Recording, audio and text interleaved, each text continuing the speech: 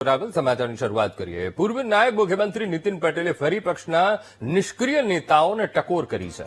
ચૂંટણી પછી પણ કાર્યકર્તાઓને સક્રિય રહેવા માટે ટકોર કરી। મહેસાણાના કડીમાં યોજાયેલા એક કાર્યક્રમમાં નીતિન પટેલે કાર્યકર્તાઓને ટકોર કરી વાહનોનું ઉદાહરણ આપીને બેટરી ચાર્જ રાખવા માટે તેમણે કહ્યું। રાહુલ ગાંધી અને કોંગ્રેસની બેટરી ડિસ્ચાર્જ થઈ ગઈ છે। સાથે પણ કહ્યું રાહુલ ગાંધીની બેટરીમાં ડિસ્ટિલ્ડ વોટર એ નાખવાવાળું કોઈ નથી। ત્યારે પ્રિયંકા ગાંધી ક્યારેક ક્યારેક રાહુલ ગાંધીની બેટરીમાં પાણી નાખી દેતા હોય છે। ભાજપમાં પણ કેટલાક કાર્યકર્તાઓ માત્ર ખિસ્સામાં હાથ નાખીને ફરતા હોવાનું પણ તેમણે કહ્યું। કામ કાલે થઈ જશે એમ કહીને ખોટા વાયદાઓ ન કરવાની પણ તેમણે મંચ ઉપરથી સલાહ આપી।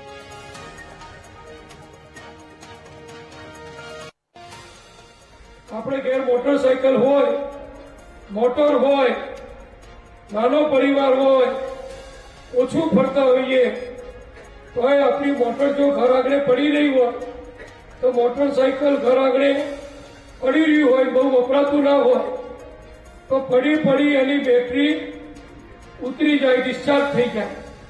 એટલે જરૂર ના હોય તો અઠવાડિયે એક વાર તો મોટરસાયકલને કિક મારવી પડે। એમની બેટરી ચાર્જ થતી જ નથી, કારણ કે કોંગ્રેસ પોતે ડિસ્ચાર્જ થઈ ગઈ છે। કોંગ્રેસની બેટરીમાં પેલું ડિસ્ટિલ વોટર નાખીએ ને આપણે મોટરની બેટરીમાં, એ કોઈ ડિસ્ટિલ વોટર નથી નાખતું, નાખનાર જ નથી। પેલો રાહુલ ગાંધી એને પોતાની બેટરીમાં કોક ડિસ્ટિલ વોટર નાખે તો ચાલે છે, બાકી એ બેટરી એ ડાઉન છે। તો બધી સારી છે એની બેન, થોડા ટાઈમે રાહુલની બેટરીમાં પાણી નાખી આવે છે। કમરને જોઈ, ભૂપેન્દ્રભાઈની સરકારની આપણી કામગીરી જોઈ, જગદીશભાઈ વિશ્વકર્મા પ્રદેશ પ્રમુખનું કામ જોઈ અને કમરને ફટફટ મત આપી દે।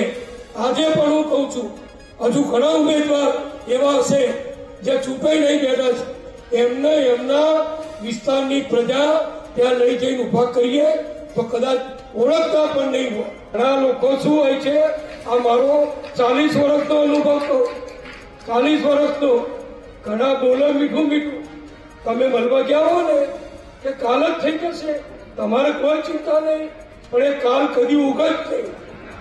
એના 5 વર્ષ પૂરા થઈ જાય ને એ ભાઈના, તો એ કશું ના થાય। એ ખાડો પુરાવો હોય તો ખાડો એના પુરાઈ શકે।